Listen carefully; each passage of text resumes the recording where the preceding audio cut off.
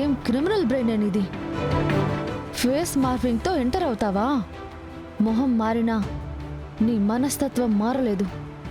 నేను నీ గురించి ఎంక్వైరీ మొదలుపెట్టిన విషయం ఈ పాటికి ఎవరో ఒకరి ద్వారా నువ్వు తెలుసుకునుంటావు. పారిపోయే ప్రయత్నం చేస్తావు. అందుకే ముందుగా నీ గురించి అత్తయ్య గారికి చెప్తాను. నేను వచ్చేలోపు అత్త ఒక చూపు చూసుకుంటుంది. నేను వచ్చిన తర్వాత నేను ఓ చూపు చూసుకుంటాను. నీ అహంకారాన్ని అణచి నువ్వు అవమానంతో నా ఇంటి నుంచి బయటికి పోయేలా చేస్తాను.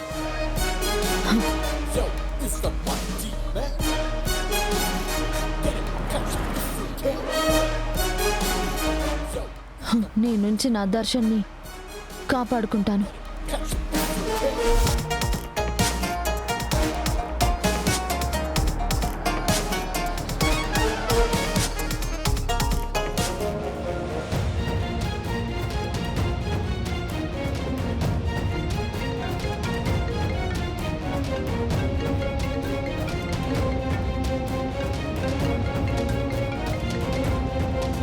చెప్పు శరణ్య. అత్తయ్య, నేను బెంగళూరు రావడానికి ముఖ్యమైన కారణం సౌమ్య గురించి తెలుసుకోవడం.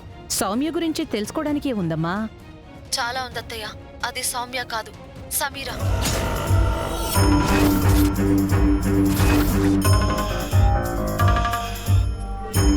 ఏంటి?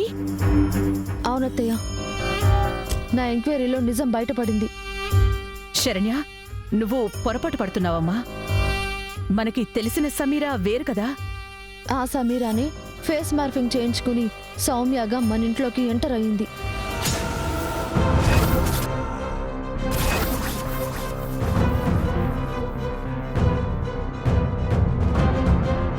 నమ్మలేకపోతున్నాను. అంతలా అందరినీ నమ్మించింది అత్తయ్య. అది దాని టాలెంట్.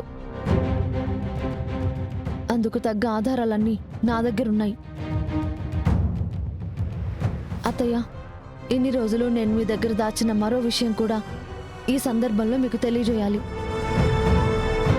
అదేంటంటే, ఆ సమీర మన ఇంట్లోకి చేరడానికి మెయిన్ రీజన్ నా దర్శన్ని దక్కించుకోవడానికి. మన ఇంట్లో సీత లాంటి నీకు అన్యాయం చేసి రాముడు లాంటి దర్శన్ని పొందడానికి శూర్పణఖ లాంటి సమీర తిరుగుతూ ఉంటే ఇంతకాలం ఈ ఆనంద భైరవి కనిపెట్టలేకపోయిందా? మంచివాళ్లు పొరపాటు చేస్తే తొందరగా దొరికిపోతారత్తయ్య. అటువంటి క్రిమినల్ బ్రెయిన్ గలవారు అంత తొందరగా దొరకరు. అలా అని నాకు దొరకకుండా ఉంటుందా? దానికి బ్యాడ్ టైం స్టార్ట్ అయింది. ఇప్పుడు నాకు దొరికేసింది. ఈ విషయాన్ని తెలుసుకోవడం కోసమే అది చదివిన యూనివర్సిటీ దగ్గరికి వెళ్ళి దాని హిస్టరీ మొత్తం లాగాను. మీతో నేను చెప్పుకోలేని బాధల్ని పెట్టింది. సమయం కోసం ఎదురు చూశాను.